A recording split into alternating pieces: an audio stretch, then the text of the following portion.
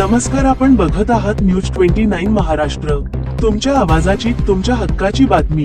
मुख्य संपादक महेश पेंदोर। चिखलवर्धा येथे घरातील चोरीचा छडा, पारवा पोलिसांकडून दोघांना अटक। घाटंजी पारवा घरफोडीच्या घटनेचा तपास लावत पारवा पोलिसांनी 2 आरोपींना अटक केली असून त्यांच्याकडून चोरीचा काही मुद्देमाल हस्तगत केला आहे। चिखलवर्धा येथील रहिवासी अमजद खान मजीद खान यांच्या घरातील लाकडी कपाटात ठेवलेले 22,400 रुपये अज्ञात चोरट्याने लंपास केले होते। ही घटना 8 जानेवारी 2026 रोजी समोर आली। अमजद खान यांच्या तक्रारीवरून पारवा पोलीस स्टेशनमध्ये गुन्हा अनुक्रमांक 8/2026 नोंदविण्यात आला होता। गुन्ह्याचे गांभीर्य ओळखून पोलिसांनी तातडीने तपास चक्र फिरविली।